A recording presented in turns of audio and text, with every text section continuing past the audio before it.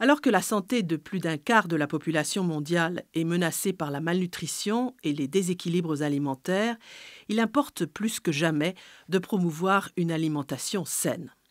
Un concept qui ne se limite pas au type d'aliments et aux quantités consommées. Il concerne également la sécurité alimentaire, qui en est un aspect majeur.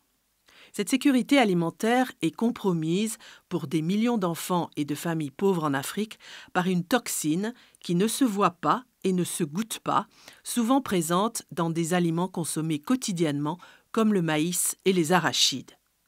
Ces poisons, appelés aflatoxines, sont des composés chimiques hautement toxiques produits par un champignon, Aspergillus flavus, qui se développe, souvent en passant inaperçu, dans les cultures alimentaires des petites exploitations agricoles. Présent dans ces champs, le champignon prolifère et produit des toxines dans les récoltes entreposées. L'exposition à long terme à l'aflatoxine est responsable de cancers et d'atteintes hépatiques et affaiblit également le système immunitaire. Cette mycotoxine nuit également à la santé du bétail et à la productivité agricole. En outre, la contamination à l'aflatoxine coûte à l'Afrique quelque 450 millions de dollars en exportations agricoles. Un séchage adéquat des récoltes avant leur stockage et la protection des stocks entreposés contre les moisissures et les insectes permettent de réduire les quantités de toxines produites par le champignon. La protection des céréales avant la récolte est un autre défi que des chercheurs viennent de relever en parvenant à stopper la production des mycotoxines avant leur prolifération. Cette nouvelle méthode, mise au point pour la première fois par le département américain de l'agriculture, repose sur l'utilisation de souches sûres et non toxiques du champignon. Celles-ci sont introduites délibérément dans les champs où elles entrent en concurrence avec leurs cousins toxiques et les éliminent, protégeant ainsi les récoltes.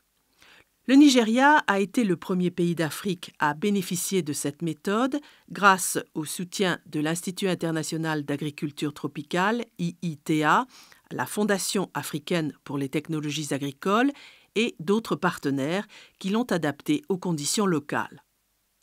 Les chercheurs de l'IITA ont créé un produit facile d'emploi, l'Aflasafe, à base de graines de sorgho détruites par la chaleur et enrobées de spores d'une souche locale non toxique d'Aspergillus. Ces petites graines sont répandues dans les champs au meilleur moment en fonction du calendrier agricole. L'utilisation de 10 kg d'Aflasafe par hectare, 2 semaines avant la floraison du maïs ou des arachides par exemple, garantit un degré élevé de protection des cultures aussi bien avant qu'après la récolte.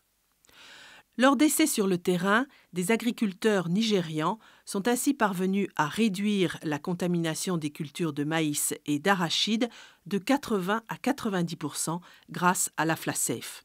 Plusieurs agences de vulgarisation agricole et des groupements paysans utilisent déjà l'Aflasafe. IITA a fait actuellement construire une usine pilote capable de produire 5 tonnes d'Aflasafe par heure. Le Kenya, la Zambie, le Burkina Faso et le Sénégal se sont eux aussi lancés dans le développement de leur propre version d'Aflasafe à l'aide de leurs souches locales d'Aspergillus non toxiques.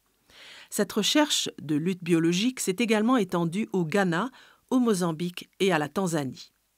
En outre, en 2012, lors du sommet du G20 au Mexique, il a été décidé d'inclure l'Aflasafe dans l'un des 3 projets pilotes au titre de l'initiative AgResults, qui soutient l'adoption de technologies agricoles par les populations pauvres. L'expérience menée par l'IITA au Nigeria a montré que l'Aflasafe était abordable pour la plupart des agriculteurs du pays. Le développement et l'utilisation à grande échelle de l'Aflasafe, solution naturelle, sûre et rentable au problème de la contamination par les aflatoxines, pourrait aider les pays d'Afrique à restaurer des liens commerciaux essentiels et protéger la santé de millions de personnes qui risquent aujourd'hui de développer une maladie liée aux aflatoxines.